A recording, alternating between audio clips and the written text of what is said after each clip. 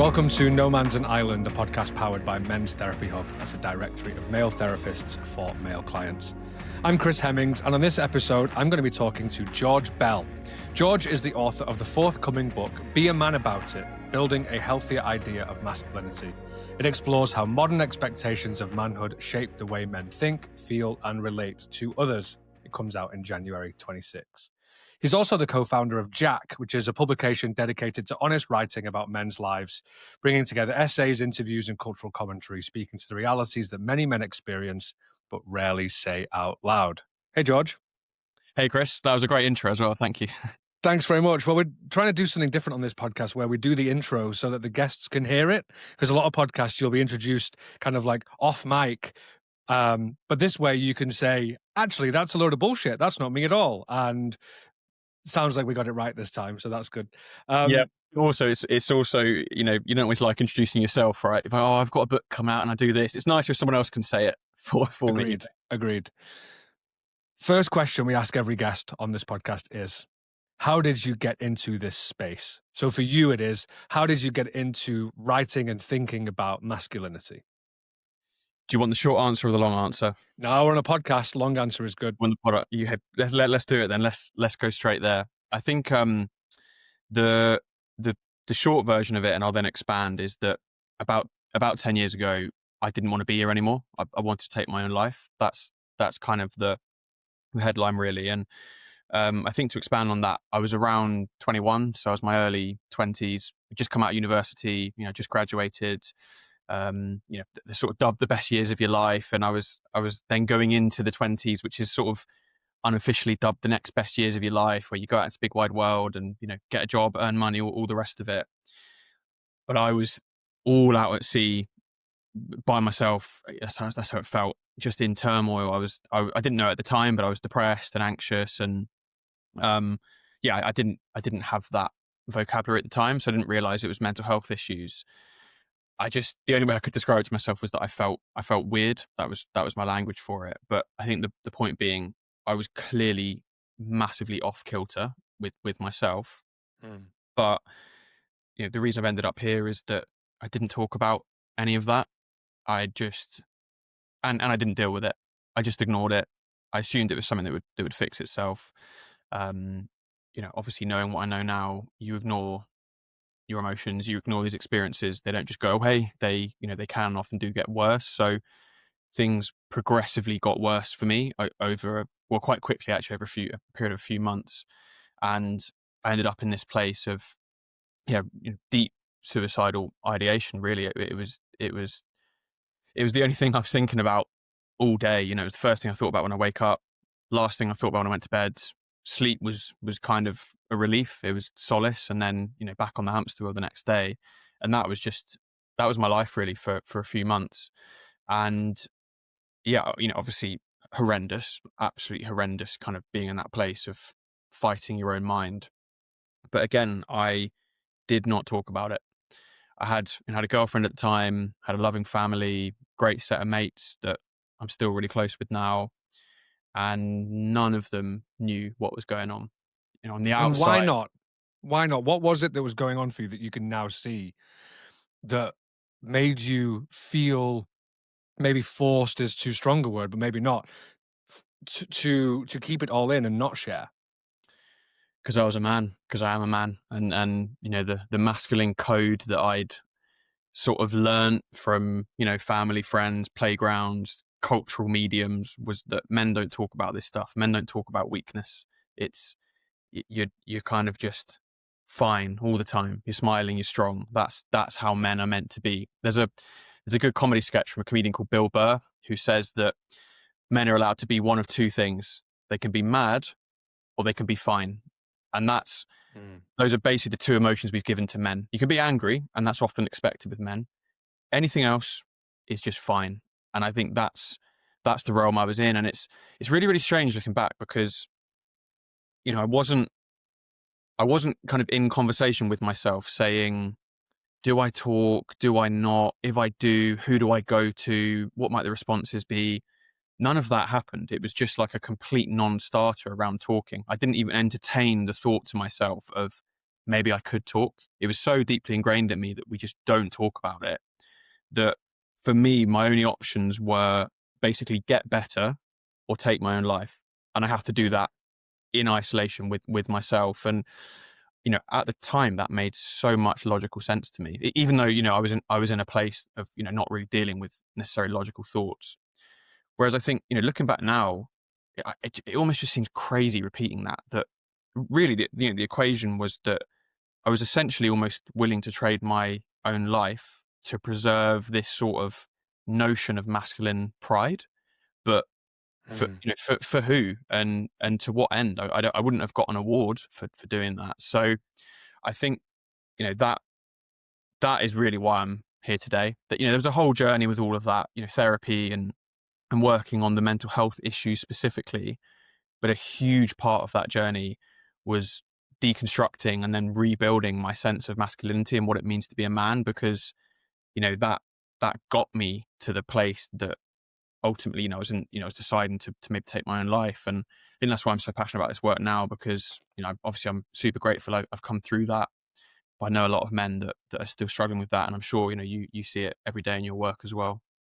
And a lot of men who don't make it as well. A lot, a lot, a lot. Too many. There's a couple of things there that I'm interested in. Of course, you've said that you've been to therapy, so I'm going to put a pin in that because we'll come back to that, given that this is No Man's an Island powered by Men's Therapy Hub. But the thing that is most interesting to me there was kind of twofold. First of all, you said, well, you weren't going to get an award. Nobody was actively, explicitly encouraging you to stay silent, to say the longer you stay silent, the more manly you're going to be. But it is this kind of internalized understanding of that. But you use this term weakness. You didn't want to show weakness. Where had you learned that to express yourself emotionally was to show weakness? Yeah, it's funny. I mean, it's not like I can pinpoint a single lesson I had in, year 4 school where a teacher said that. It's unfortunately it's not as clear as that. And I think so much of the way that we are now is from stuff that we picked up probably at a time when we can't even remember. We were so young, we were forming, and you just pick up on things around you that kind of form themselves as beliefs, even if they're not memories now. So, I can't pinpoint a specific thing, but what I can say is in the period when I grew up, imagine it was similar for you.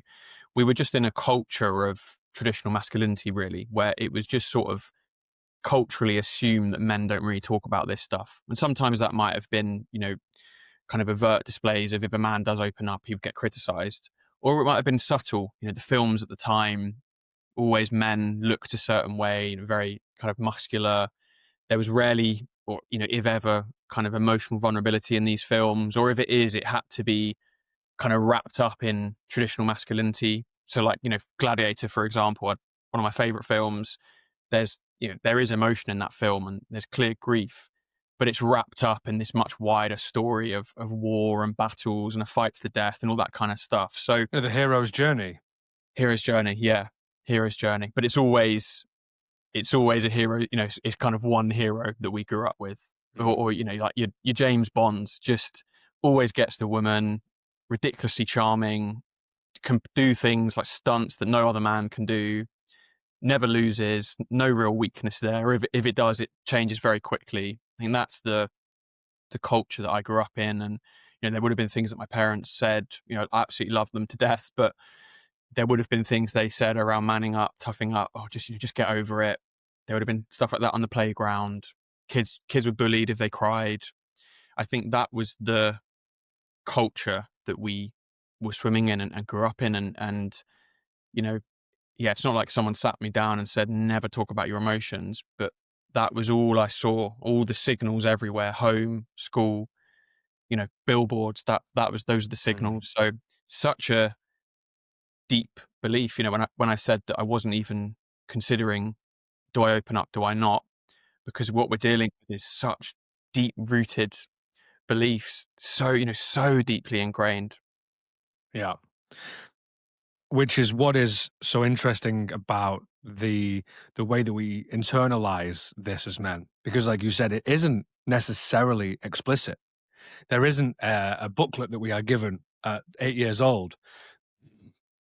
But what it is the constant undercutting and undermining of the emotional self.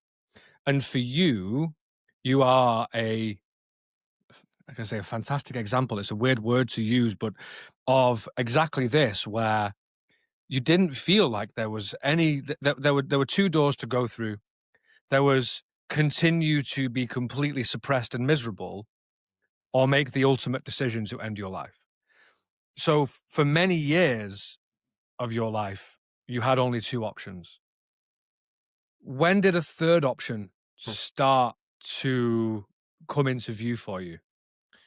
It's a great question. I think a really, really powerful one. Actually, it's a powerful part of the story. And I think what's funny is that third option was always there, right? There was always another door there, which was full of love and support and help and But you couldn't solution. see it. I couldn't see it. So, you're so right. For me, there was two doors, but I was so narrow-minded. If I just broadened my view, broadened my horizon, I would have seen the third door, there on the right or the left or whatever. Can I just stop you there? Because you call yourself narrow-minded. And one of the big parts of the work that I'm trying to do with men in my therapy practice, and just generally with this, is to try to move away from self-blame and shame. Because even to call yourself narrow-minded, there's an element of self-criticism in that. To which I would say, well, maybe you could use a different way of phrasing that, that it's not that you were narrow-minded, it's that you hadn't been shown that there was a third door. The third door was behind an invisibility cloak, right? So I don't know, to me, there's just a little hint of blaming yourself there, when actually it's not your fault that you couldn't see the third door. You're absolutely bang on. Actually, I feel like I'm getting a free therapy session here, so I appreciate it. But no, you're absolutely bang on, and I think it's a small thing and a subtle thing, but it is an important thing, because so much of what we're dealing with here is language. So, I think you are, very, very right. And I think when I say that I was narrow-minded, that's what I'm kind of trying to say there is I'm not trying to be hard on myself. I'm trying to say that, I was narrow-minded almost because I was forced to be narrow-minded by the narrow lessons that I'd been taught culturally. So it was like, society had put the blinkers on me, therefore I was narrow in my vision. But you are right. I think we have to strip away the kind of shame from this, because that's half the battle. Yeah. But, I had these blinkers on, and the thing that changed is, so I had a girlfriend at the time who basically called me out on abnormal behavior. She sort of, as a throwaway comment, she just said to me something like, you're so cold and you're so distant sometimes. And that was a bit of a slap to the face. It was a bit of a wake up call. Ouch.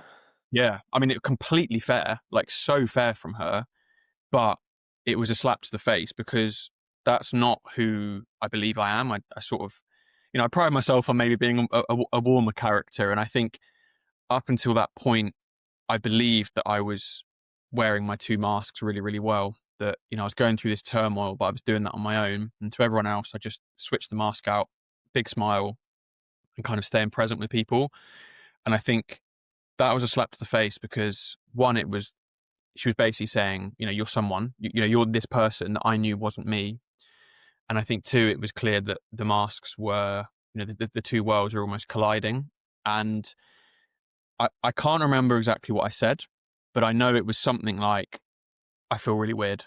It sort of just came out of me. That's the only way I could articulate it. I was trying to summarize my whole feeling as, I feel weird. I didn't really have the vocabulary around this stuff. And I think then she was like, what do you mean? And then that's where we started getting into it a bit more. Again, I wasn't super articulate. I was saying things like, my mind feels weird. I don't feel right. But, I think she could tell something wasn't quite right. She got my mum involved. They both got me into medical pathways, doctor, therapy. And I think that just expanded this world then, that it wasn't a quick fix, but suddenly these labels start coming in: clinical depression, general anxiety disorder, suicide, antidepressants, all this other stuff comes in, which, before I wanted to have no association with, because I didn't think it felt very masculine. But this world, my worldview started expanding, and it took a lot of work to get better, but really that person and my mum showed me that third door. and Mm. took the blinkers off and helped me through it. And then I was resistant to therapy. Then I went to therapy. That started to help. I was resistant. Shocking. You were resistant to therapy. Yeah. Literally, oh, yeah, I mean, just textbook male stuff, this, right? Yeah. I Yeah. was resistant to telling my mates. Then I started to tell my mates, and the world didn't collapse. They didn't sort of shut me out from the friendship group. And I think I just started to get these proof points in different places of, okay, I can talk about this stuff, and the clock still goes round and the world still spins and everything, and nothing's collapsed in on itself. And Yeah. not it's hard, but these different proof points started to tell me, okay, this third door, as we described, is there, and it's safe to go through it. Mm.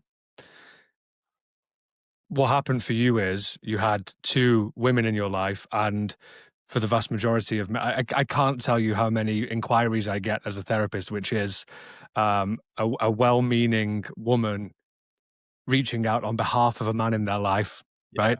So what you had is two awesome women in your life showing you the door, and what your ex did for you was say, actually, I'm going to step back, and here is some space you can take up. But the challenge is, as you've articulated beautifully there, okay, there's some space I can take up. Blah, blah, blah. I don't have the language. I don't have the tools. I don't have the confidence, the emotional literacy and intelligence to fill up that space with anything other than I feel weird. That is you're popping a huge bubble there, even by admitting that you feel weird. Before we get into the therapy journey, or maybe we can't take it out, but what was it like for you in those initial stages when people are saying, we want to hear what you have to say about yourself, and you're going, but I don't know what to say? It was challenging because I think it was challenging, and it was relief in some ways, because I think for a long time I've been wearing these two masks, keeping these two worlds apart, and denying even to myself that anything was going on, really. It's like it will get better, it will get better.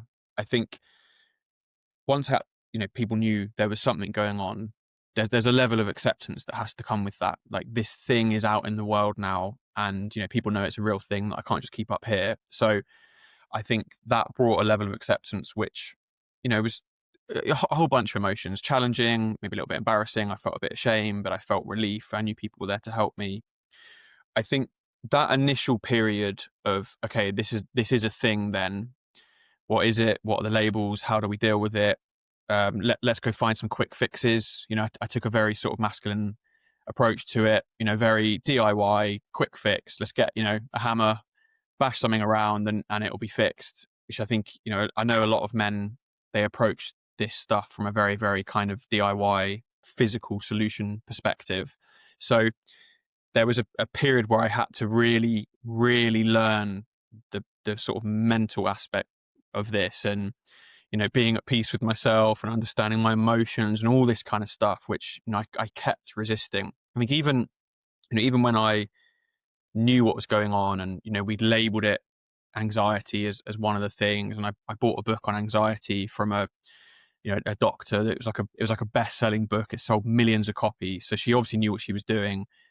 And in the book, she said, part of kind of working through anxiety is you have to work with it. Don't resist it, don't fight it. It's trying to tell you something, and the sort of calmer you can stay through it, the more likely it is to pass. And I shut the book and I was like, what a load of nonsense. Like, that is an absolute load of nonsense. You want me to be at peace with my anxiety? I was honestly like, bullshit. I'm I going to hate keep, my anxiety.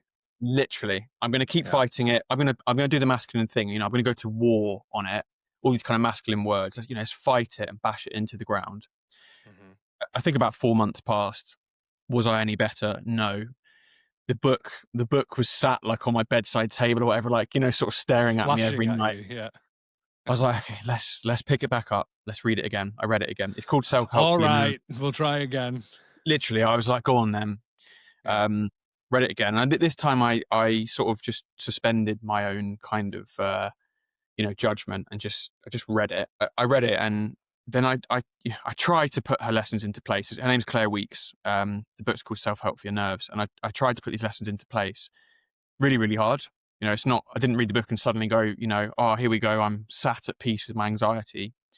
But I tried to reframe it, and it got, a little bit easier. Just, over a period of days and weeks and months, I started to reframe that relationship with my anxiety. I tried to not fight it. I tried to understand that it will pass. I had all these symptoms going on at the time. I was getting like jelly legs. I was getting pain in different parts of my body, headaches. I wrote a note somewhere in my old journal. I counted up to, I think it was 58 different symptoms I was having. Physical stuff. Physical symptoms, like somatic responses. Yeah. I was having all sorts of tests at doctors. My doctor knew what was going on. I was having all these tests, and he was coming back and he was like, there's nothing going on. He's like, I think it's the anxiety. I think it's the anxiety manifesting itself. And, it was really distressing, all this stuff going on. But as I started to change my relationship with the anxiety and, be at peace a bit more with it and be calm with it and float through it, almost at the same time, like at once, these symptoms just stopped. They just stopped because it was the anxiety manifesting itself. So I think, to answer your question, it was really challenging when this stuff was out and people wanted to know more, and I wanted to know more, and I wanted quick solutions, and I was, going online just to find the quickest solution. I had to learn to really, really slow down and feel my way with it and take my time. And, that feels like a very unmasculine thing, but it helped me to get better. I could almost, you can never, when you're sort of dealing with this stuff, it's not as easy as just, you can't see a clear journey. It's not always linear A to B. But I know that the period when I was fighting against myself and just trying to look for quick fixes, I didn't make any changes really. And in the period where I almost kind of allowed myself to go into the journey more and learn more about it and slow down and work with what was going on, there was a marked difference pretty quickly. So yeah, there was a period of relearning and education and all the rest of it. I mean, it's a lifelong journey as well, right? Like, I'm at a point now where, probably to my girlfriend's annoyance, I can sort of articulate this stuff much easier. I can say, that feeling I've got in my gut right now, it's this emotion. I think it's triggering because, 15 years ago, someone said this to me on the playground. But ultimately, that's a skill that I've had to learn, a skill you'll have had to learn, over a number of years, really. It's probably one of the most common challenges that I have, and I have spoken to other men about this in the therapeutic space. I have this refrain, and probably 75% of my clients I have said to, are you trying to win at therapy? Like, are you trying to rush this process? Like, I've got lifelong trauma and pain and I want 10 sessions and I'm out, right? It's the kind of pathologizing world that we live in, where actually, people go to the doctor, they expect a tablet that will just cure everything.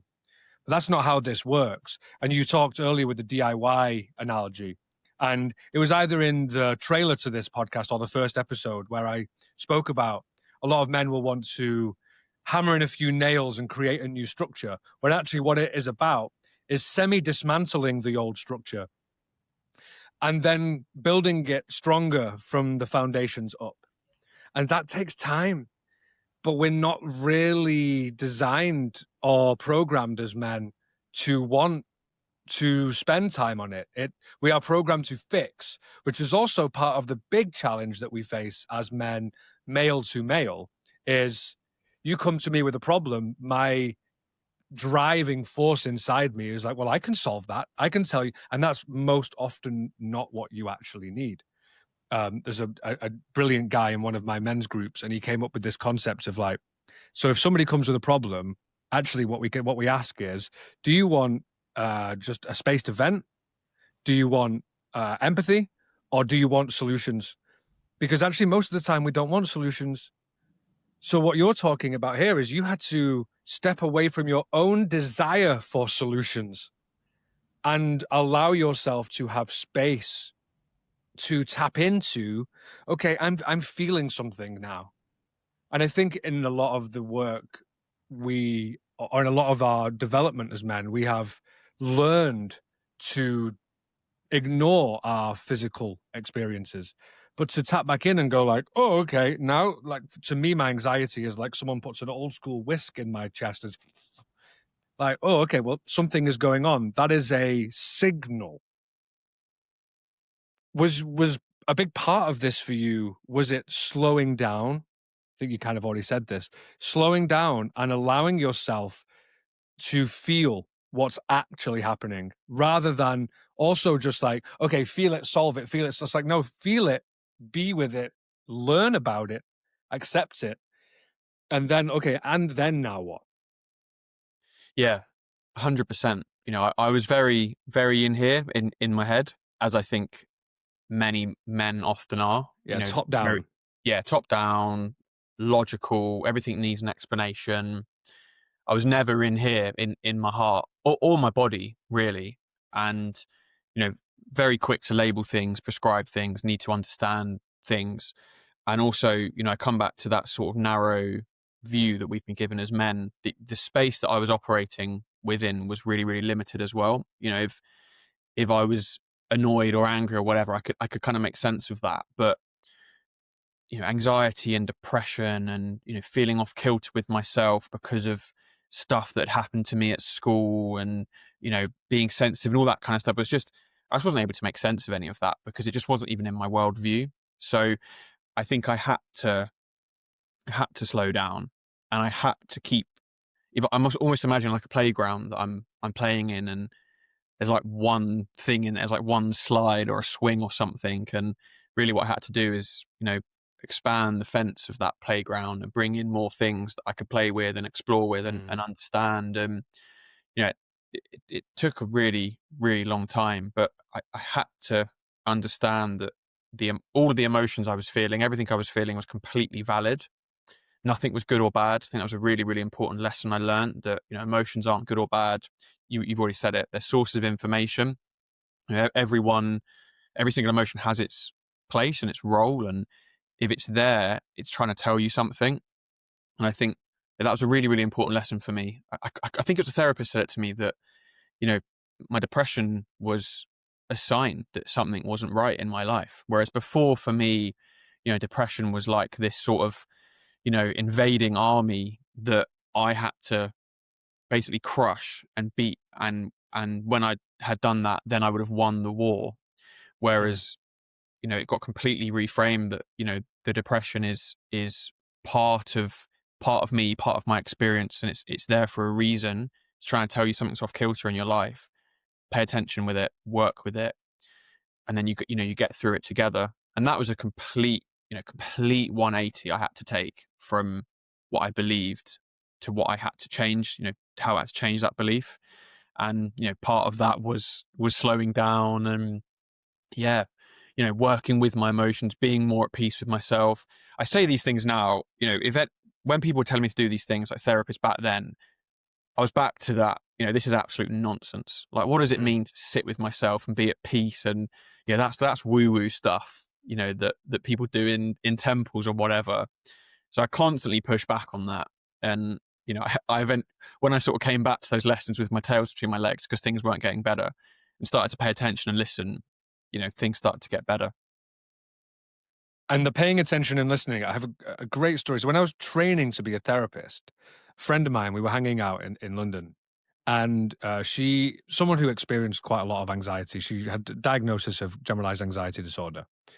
And she was like, my feet have just started like being incredibly painful. And I was like, well, I know that you don't exercise. I know that you don't, like, you haven't injured it in a tackle in football, you know? Um, so it just kind of stayed in the back of my mind. But because of the sort of person I am and because I was training as a therapist, I went home and I was like, I wonder. So then I researched like foot pain, anxiety, and they've kind of shown that if you're suffering to anxiety to such a degree, you can be so anxious about how you're placing your feet down that you start walking differently than you have done your whole life. So suddenly your feet are going to start hurting because they are being used in a different way. And little things like that, when I'm training to be a therapist, are just like, how many of the aches and pains that I've had in my body over my life have been because of a suppressed emotion, have been because of a challenging experience that I've had that I've rejected and said, no, I'm fine. I'm just going to keep going. And then I think, the research around suppression, and I feel so sorry for some of these, these guys who are struggling so much with so many things, and you can kind of see it and feel it on them, that they look so heavy, and they look so pained, and they carry that around with them. The Movember, I think I've mentioned it before, Movember talk about this, the rucksack that we carry around with us all the time. So for you, it became unavoidable. You finally accepted. What was the moment that you were like, all right, I'm going to go and speak to a professional about it? And what was it like to actually sit face to face with someone like me and go, oh, maybe they weren't like me, but somebody in my profession, and say, I'm here and I don't know what's going on and I need help? It was really challenging, really, really challenging, as I guess is not a surprise. And again, at first I looked for a quick fix. I was like, okay, fine, I'll talk to someone, but let's go for the quick fix. So I found someone who was operating as a hypnotherapist on Harley Street. It was like £300 a session, £400 a session. And what I told myself then was, well, they're on Harley Street, they're charging loads of money. It's hypnotherapy, so they're going to do some like rewiring my brain. It must work. It's obviously going to work. It's like 6 sessions sorted. So, through, I know it's an extortionate amount of money, and I'm not knocking hypnotherapy, by the way. I know it works for some people, but I think after like 6 sessions, I was, however much money down, whatever, the maths isn't my strong suit on the spot, but I was enough money down, and I was in more distress because I was like, well, I've had these sessions. Why am I not better? And that left me in a worse place, really. So I think once I'd accepted I was going to speak to someone, there was then a whole period of like, again, trying to go through the quick fix. That didn't work. I had to kind of relearn about what I was going to do here. Eventually, made the decision to go and speak to a therapist, to, like a talking therapy. I went for, Psychotherapist. psychotherapist, which was very kind of emasculating, really, and which is sad for me at the time, which is sad to say, that it felt like it was like an admission of failure in a way. Yeah, you'd failed Yeah, at failed. dealing with it quickly. Yeah, and on my own, I'd not been able to do it Yeah. on my own. So that it felt like a failure, and it was really tough when I first started. Hard to maintain eye contact, hard to open up. I think trying to say what maybe the therapist wanted to hear rather than just kind of, really going there. It took a while to sort of feel our way. And then those sessions actually became the bedrock for me of my week. It was, how there's like anchors in your week that maybe whatever it is, the Friday night beer with your mate or whatever, where your whole week seems to revolve around that. That became it for me. It was on a Tuesday or Wednesday. It was in Liverpool Street. My week was sort of, that was the center point of my weeks, that it became a real crux for me.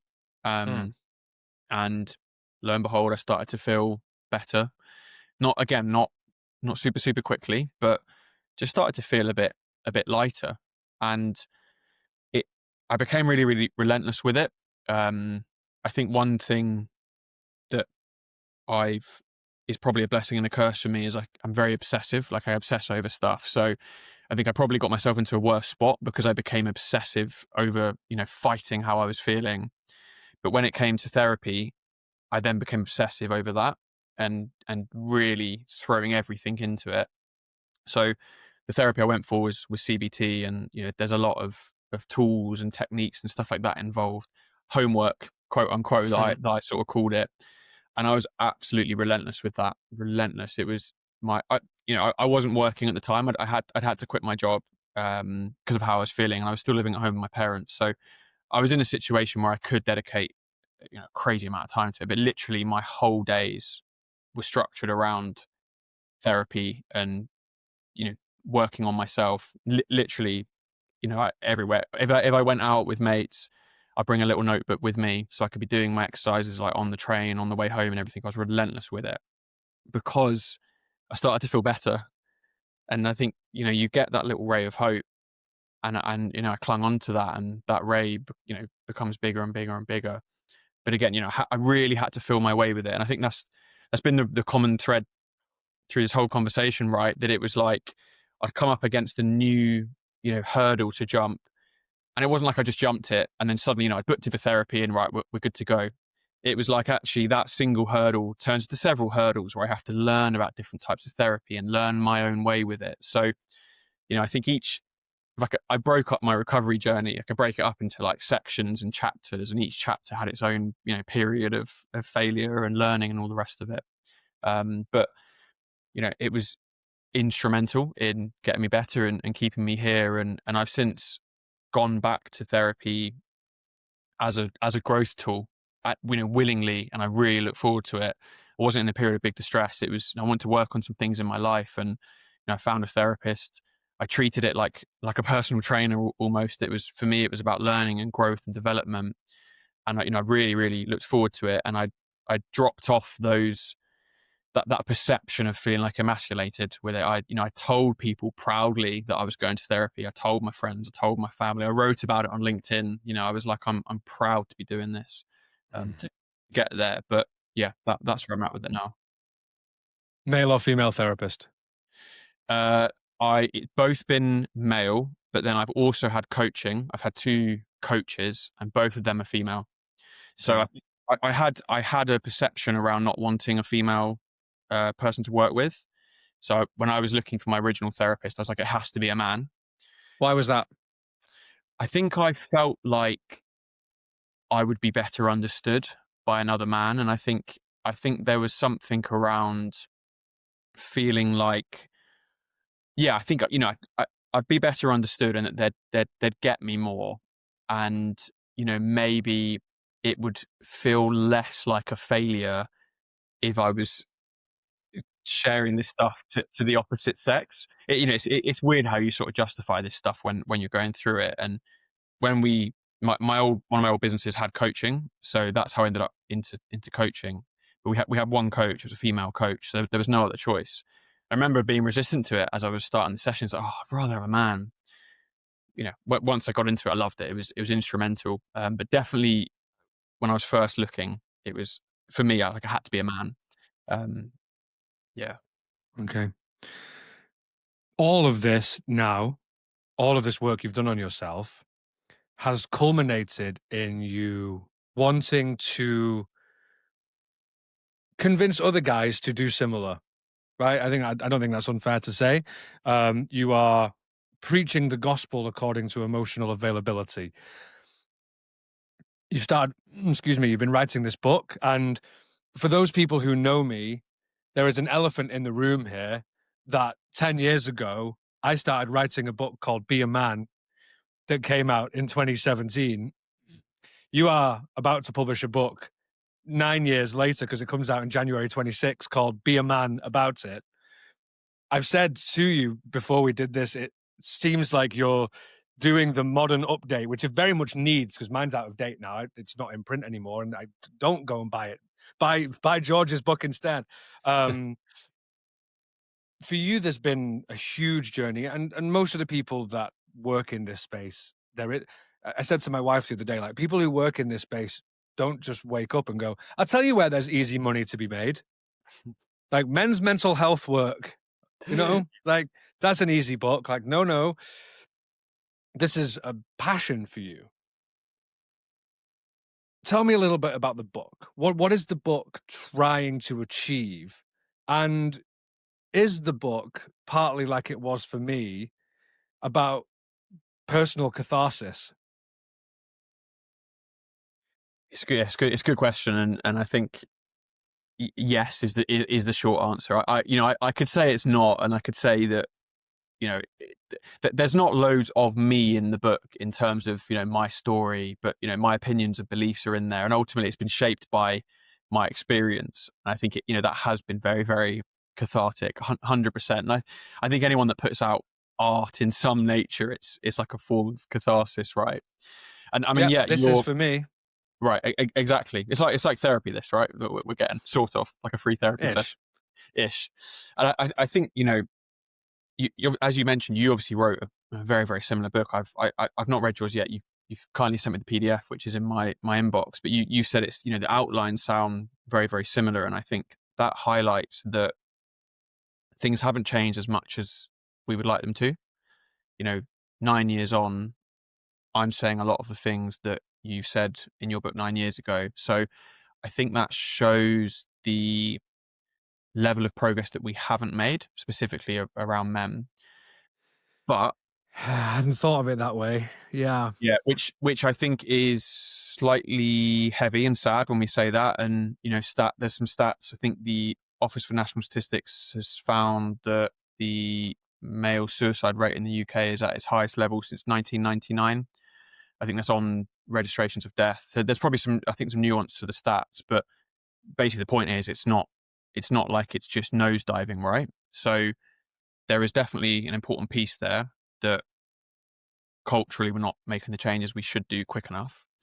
But I also think that what I feel hopeful about is, and you'll have to tell me this feels true of your experience, I think people are more ready to listen now. Like, I see a lot more stuff being reported in the media, for example, on masculinity and men, and we're talking about stuff like hair loss and erectile dysfunction and fertility and fatherhood and all these conversations, which, correct me if I'm wrong, sort of 9 years ago when you wrote your book, it was a non-starter, really. You weren't talking about men and masculinity in public discourse, right? No, I was one of, again, I made this joke in the interview with Mark Brooks where he described me as like an OG, and it's so weird to feel like that. Like, because I was 29 when I started thinking about this stuff, and people told me then, like, you're very young to. I don't know how old you are, George. 32. Yeah. So again, I'm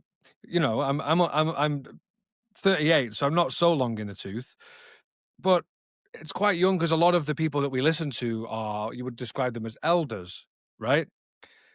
This, to me, the book was semi-autobiographical because a lot of my work is about owning my own experience. And in a few days, I'm going to be on a stage owning a new experience, but it's an old experience, but I'm owning it on a stage for the first time, and I'm terrified about that. But the thing that I wrote about was my participation in what was then known as lad culture. And what was really sad was, I mean, I was also quite savvy because I was a journalist and I knew that that hook was going to help to sell it and get it publicity. And it was in the Times, and, the guards, someone in the Guardian wrote about it. And so the hook helped, but it was only the hook that they focused on. Hmm.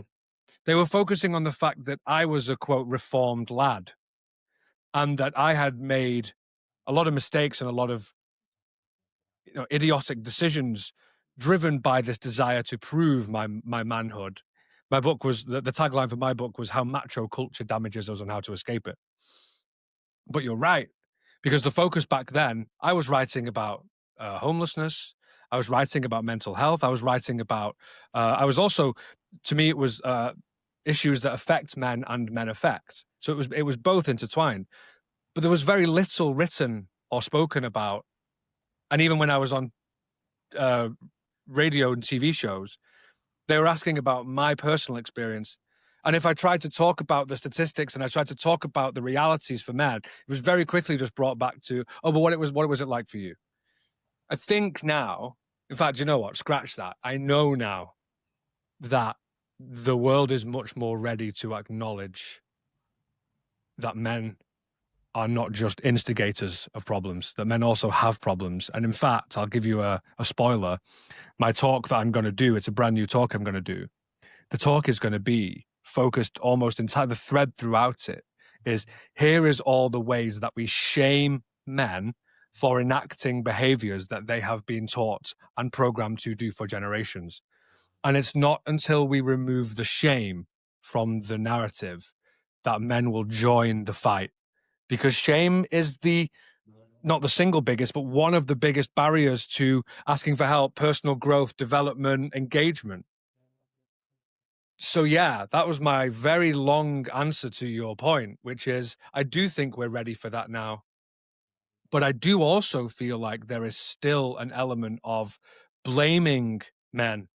And I wonder what angle you took on your book, because I actually regret now in my book that I wasn't as compassionate towards men as I wish I had been, particularly post being trained as a therapist. So like what angle have you taken? Like are you trying to be holding both thoughts in the, you know, the Richard Reeves approach of, yeah, we can agree that men create challenges and cause issues and pain, but also men are experiencing a vast amount of it.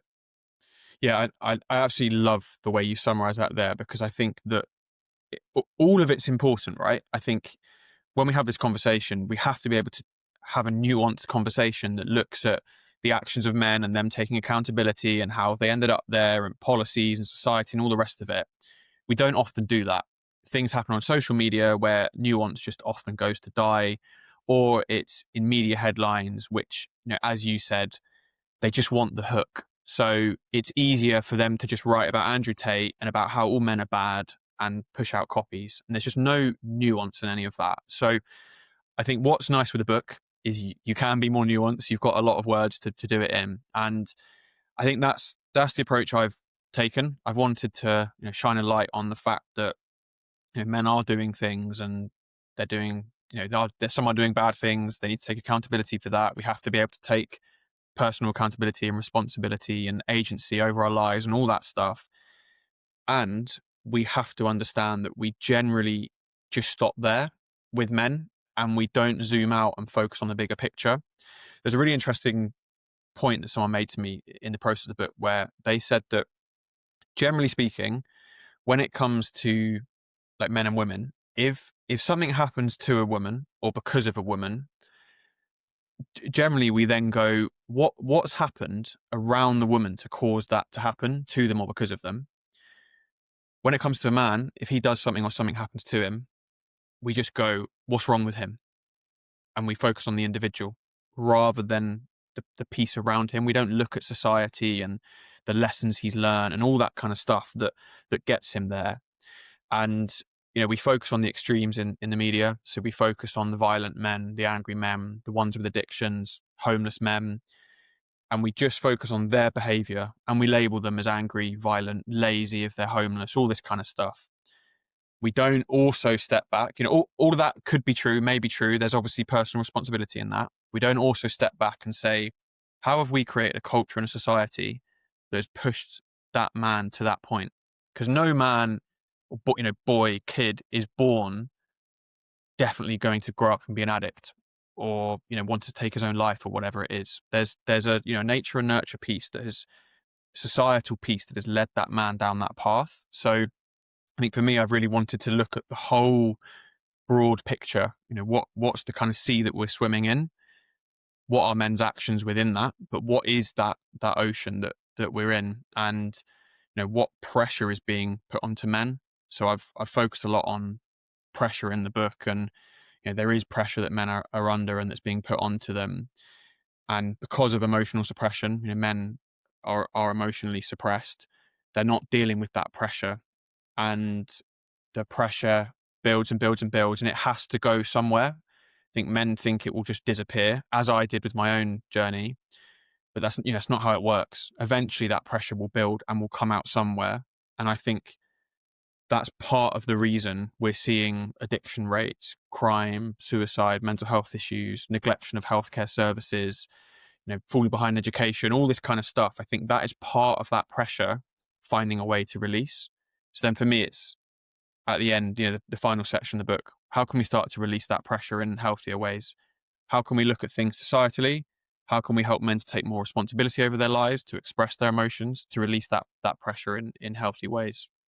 Because what we're talking about here is very often societally, we are focused on the symptoms of a problem. And one of the biggest ones for me is the male violence conversation. We know that suppressed emotions, mainly suppressed pain and sadness, are very likely to create anger as a secondary emotion. So not primary anger, secondary anger. And the problem with secondary anger is, as you're kind of talking to there, is it builds up and it builds up and it builds up until it explodes out at an inopportune moment. You know, when somebody cuts you up in a queue on the motorway, or in a supermarket when someone bumps into you with a trolley, and or most likely at home with the person who's sitting right next to you, Yeah. who as a man is most likely to be female.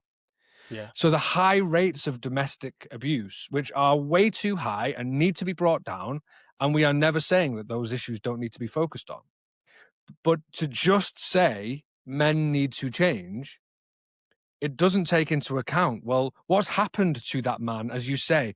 Let's look holistically at that man's life. There's a pretty good chance that violence was normalized for him. Did he grow up in an angry household? Did he witness domestic abuse? Was he abused himself? Was he shamed and laughed at and mocked, and actually was his masculinity undermined and undercut? To the point when he gets older, it doesn't take very much for the pressure cooker, and I think that's the language you use in the book, for the pressure cooker to burst its top, and anger can come out as violence. And again, neither of us are saying that man doesn't need to be held to account, but held to account of just like a straight punishment, you're a bad person and you are wrong, is, to me, it needs to be challenged. And it's, how can we actually go and meet men like that with some level of compassion? But that's not popular. Violent men don't deserve compassion. Privileged men who are hoarding billions and billions, like, I know that they don't deserve compassion in the eyes of many, but to me, it's like, what's happened to that man that means he has been programmed to be like Elon Musk, right? Like, he's suffering, and he's making other people suffer as a result. So that's a long way of me run into me asking you, do you feel like we are on the precipice of being ready to meet men with more compassion? Because that's been my frustration for the past 10, 12 years of doing this work. It's just like, where's the fucking compassion? You know? Because like the male loneliness crisis, you've got me going now. The male loneliness crisis. I saw a meme. It was shared in a group with like multiple genders in the group. And it was a guy like sitting alone on a sofa looking sad. And it said, the male loneliness crisis, man sitting on sofa while everybody else is hanging out in the kitchen. And I'm like, hey, that guy is suffering. That guy, you're showing a man or a caricature of a man who is suffering. And what you're doing is laughing at him. So you're going to push him further away. So I was like, can we please stop shaming men in this group? Oh, all right. It's like, but if I start doing that for 15, 20 years ago, women started saying no. Like, stop shaming women, stop slut shaming women, stop, shaming women for, the angry women, the bossy women. Like, no, stop shaming women for speaking up for themselves. Can we stop shaming men for struggling? So do you feel like we're ready for a change?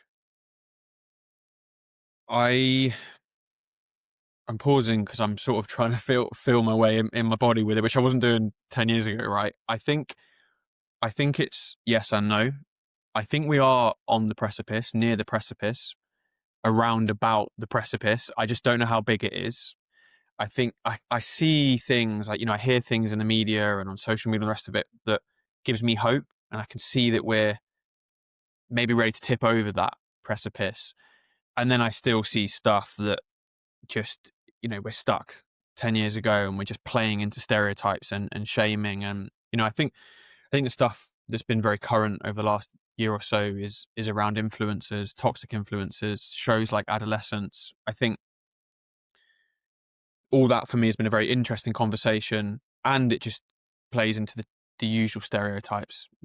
I think Adolescence, for example, I think was a really, really powerful show, very well acted, very, very important, raises an important point and conversation around what is happening for some boys and some families and schools and all the rest of it. And it's just one conversation, right? But that's not how it was treated. the boys were all represented in one way in that show. They were all like angry or, rude or whatever. And the conversation after was one of panic. It was basically like a national panic that boys are dangerous and violent, and we need to play this program in schools immediately so that boys can learn what might happen to them. Girls can learn to be scared of boys. We need to make it as part of the national curriculum. And then bang, conversation stops.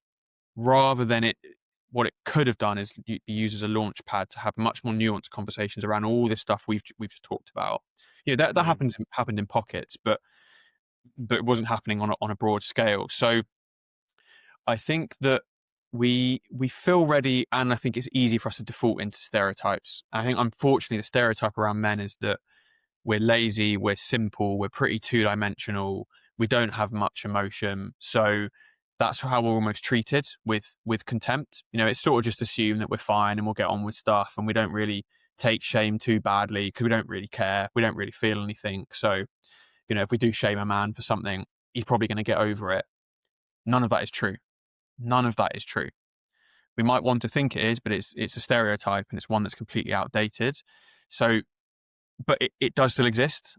So I think we do have a lot of work to do with unworking that. I think you see the result of those stereotypes in things like the suicide statistics. And obviously these are very nuanced stats. There's a lot of context to why people might end up in that place, but you're seeing what happens when men can't deal with their emotions and their shame, and they're forced into silence. So the stereotypes of how men aren't matching up with what's actually happening. But I do genuinely believe that I think generally people seem to be more aware of the fact that we need to have these conversations. I think if you ask most people now, do you think we should be talking about men or men's issues? I feel most people would say yes. That might be my bias because of the circles I operate in. I think what we're then not very good at is understanding that conversation, it needs to be much broader than it is. Like, I think if you ask most people, do you think that the male suicide rate is too high and we have to do something about it, most well-meaning people would say, of course. Whereas if you ask most people, do you think that the paternity leave laws for men aren't very fair and we should be looking at that, you'll get a lot of pushback for that. I get pushback when I talk about it. I've had comments from people like, why are you talking about this? What about women and equal pay? All of this kind of stuff. And I think that, for me, shows where we're at societally from a conversational point of view, because it's things like poor paternity leave policies, which can be part of the reason that a man ends up in a place where he's struggling with his mental health and wants to take his own life. It's very, very easy to talk about the suicide stuff and wanting to do more there. It's not as easy to have the more difficult conversations in the middle around, employment and fatherhood, family life, relationships, drugs, addiction, all that kind of stuff. That's the harder stuff. And because that's harder and more sensitive, people just don't touch it. So we just stay on the extremes. We stay on the Andrew Tates of the world. We stay on the suicide stuff, and we miss the stuff in the middle that is actually going to get us to tip over that precipice and start to break down these unhealthy stereotypes. Which is the conversation that I had with George from the Tin Men. And, his approach is the yes and approach. It's, for a long time, women have been fighting for equal pay. I have agreed almost entirely with that movement. 16 to 25-year-old women now earn more than 16 to 25-year-old men. No one's going to start talking about that as being a problem and how that influences boys, even though 77% of women still would like a man who is a provider, and yet culturally, so those two things don't add up. Or, yes, there is X amount of female victims of domestic abuse. There's also Y amount of men. The Y amount is smaller, but that doesn't mean that they don't deserve recognition and support. And I think that's where I think maybe some people will be presuming that on this podcast we are going to be fuck women, fuck feminism, and like, no, there's enough guys out there doing that. We are trying really hard, and I've tried really hard for many, many years to never, ever say that women and girls don't need this. It's the yes and. It's these things are all happening, and so are these things. So I did a talk in a school, and when I suggested the pay gap statistics had changed for 16 to 25-year-olds, I was told I was being offensive. And I was like, it's fact, it's data. How is that offensive? But it's offensive because men are the enemy. Men, I even spoke to my mum about it. She used to work in a school, and she was like, you're coming up against like third wave hardcore feminists in that school, right? Who aren't ready to accept that men also need help and support. And so all we can do, George, is keep promoting voices like yours, keep doing this podcast, keep doing the work that many of the awesome people that you and I speak to daily are doing, keep doing your work with Jack, and keep saying, yeah, and men need support too. And I think probably the biggest sadness in all of this is there's not enough men who seem to want to care about other men, because this is not necessarily women's response. Women are asking men to take care of women. I'm suggesting that, yeah, okay, it would be nice if more women supported the work that we're doing, but it would be way nicer if more men supported the work that we're doing. So how do you imagine getting through to more men? How do you imagine actually bringing more men into this conversation? Because right now it's not cutting through. Yeah. I do think women have a really, really important role to play. And I think everything you just highlighted there is also really, really important. That none of this conversation is ever about removing the platform or the support that feminism has or needs. I think sadly that's some people's assumption, that if we talk about men and don't mention feminism, they take that as an assumption that we're anti-feminist or whatever. And I definitely got a lot of that pushback in the early period where I started talking about this stuff. I just sort of naively, I looked at the suicide statistics, I knew what they were, naively thought, well, that's a big problem. If I just talk about that, people will agree with me. And I got a wave of stuff like, essentially implying like you're anti-feminist. And so I've had to, I think it's part of the world we live in now where, an absence of something you said, an absence of something in your thing is then assumed as, you hate that thing. So I've had to make sure I do it in my book as well. I've had to acknowledge, other groups and other sides and other viewpoints and all the rest of it, because I genuinely care about all this stuff. And, I genuinely care about empowerment for women. And as we touched on with my story, two women, my mum and my girlfriend at the time saved my life pretty much. So this is a very, very personal one for me. And I think because of that, I also know the role that women can play for men. And that's not to, devalue feminism and the fact that they want to put their attention there. And, they've been fighting battles for a long, long time for equality and for a voice. So it's not kind of dismissing that. And a term's risen in recent years, man keeping, you might have heard of it, where it's basically this word for women who feel that they're having to pick up the emotional burden of the men in their lives. So men who, not dealt with emotions for a long, long time, maybe don't have these strong bonds with others, are basically coming to the women in their lives to pick up the pieces for them. And women are knackered with that. They're frustrated, they're exhausted, they're annoyed. And I think all of that is so fair and so valid. And I can understand why they feel that way. And I think we can sometimes, yes, and I think we can sort of maybe miss the fact that the reason that's happening is because for a lot of men, they've been living with decades, literally decades of emotional suppression. They've never expressed their emotions. They've been taught to keep distance between their male friends, because if there's, too strong a show of male affection, platonic male affection, it will be labeled Is gay. is gay, Yeah. homophobic slur, which is like a sentence to a man. Sadly, we've weaponized sexuality in that way. So what we're now seeing is the result of men that don't have close bonds. When they come up against a challenge, they don't know how to speak about it.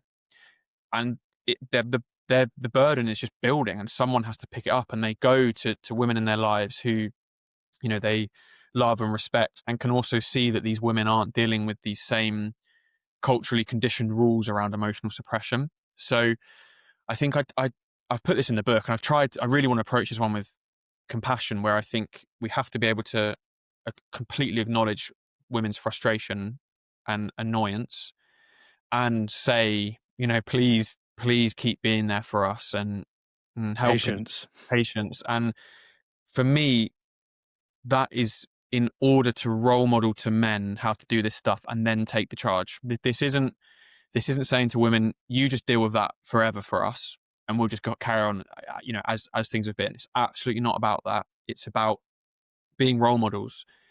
Women have this amazing role they can play, where they can role model to men what it's like living under this system we've been living under, the patriarchal system, having to build support groups, having to fight for what you need and what's right. They've been doing that for decades, centuries. So they can And a role model. damn good job they've done too. Damn good job, yeah. And there's still a way to go, but men can look up to what women have done and be inspired by that and empowered. And Totally agree. yeah, learn to they can see women expressing their emotions and talking about things going on for them, and men can learn that that's okay to do and safe to do. So I think women can help role model men to do that, to then take the charge and do that with other men, take that burden off women then. And then, of course, the benefit of that is men can then return that support and love and empowerment and platform to women and help them, with their causes and the voices they need. And I think that's a really important thing about all of this, is it's all of us together. It's become an us versus them piece. It's become men versus women, women versus men. I've had stuff I've posted in the past about supporting certain women's voices and causes. I've had women in the comments telling me, we don't need your support, like, go away, basically, which again just keeps the divide going. This whole thing is about togetherness. And there's a really interesting interview I had for the book where someone basically said to me, the system we live under, the patriarchy, it's not a man. It's sort of symbolized as a man, but it's not. It's a social system. It's one that we all uphold, men and women. Obviously, granted, it's been primarily built by men and abused by men, but it is one that we uphold, and it impacts men and women. Granted, it probably disproportionately affects women, but it does affect men. It does really affect men. But actually, its greatest power play, the patriarchy's greatest power play, is keeping us divided, because then it goes on. Whereas actually, the thing it fears most is men and women working together, united on their causes, because that's how you then deconstruct this system. And within that system, you deconstruct the stuff that tells men they have to be strong, they can never show weakness, they can never talk. And you can start to deconstruct those things. Helps men, helps women, helps everyone. And that is, in essence, going to be very similar to the conclusion for this talk that I'm going to do, which is to say, we have to stop shaming and blaming men, because all that's doing is pushing men further away from dealing with the stuff that you want them to deal with, which would actually help them to change the violence statistics, the inclusion rate, all of that sort of stuff that you actually want changing. And I love the way that you've articulated that, because it encapsulates it perfectly. Because, research showing that mums will police the emotional responses of 4-year-old boys more than 4-year-old girls. And then, their daughter, 20 years later, in a relationship with a man, complaining that he's emotionally suppressed. And it's like, well, yeah, you played into that. And maybe you don't realize you're doing that, but that's part of it. Is it takes a village. Like we said at the very start, you were not explicitly told, suppress your feelings. But you also had this understanding as a teenager that the girls don't want an emotionally expressive boy. They want the bad boy still, right? The comment that got the biggest laugh in schools was when I used to say, the girls, you're not off the hook here too. You have your own shit to deal with. I didn't swear, obviously. Sometimes I did. I got in trouble. And I would say, you say that you want a bad boy and then complain when he treats you like crap. So we all buy into this, and it is going to take all of us. And that is my plea to people listening. And maybe one day this podcast will make it out of the echo chamber. I don't know. My plea to people listening is, can we start being more compassionate in every direction, more empathy and understanding for each other? Because if we can do that, if we can come together, like you've just said so beautifully, if we can come together, we are so much stronger to fight the injustices. But while we are throwing tomatoes at each other and thinking that a win for one is a loss for the other, we are all going to continue to lose. And we have to come together to fight this because it is generational programming. And like we said at the start, this challenge for men is going to take a long time to unpick. This is centuries, millennia's worth of understanding and rhetoric that men have ingested continually, and we're expecting things to change overnight. And it isn't going to happen like that. It's going to take decades. Think how long it has taken from women's suffrage to the point now that we're at. It's taken a century. It's going to take a lot longer than that to unpick all of this. So I'm so impressed with the work that you're doing. I'm so glad that you are writing a much better and more compassionate version of my book 10 years later. The final question we ask everybody, I'm going to give you the keys to the vault. You have unlimited funds, and you can't just give them to your favorite football team or whatever. This is to make proper change in one place that you consider to be the best place to invest it. Schools. What would you do with it? Schools, go on. Schools. I'd go to schools. I think,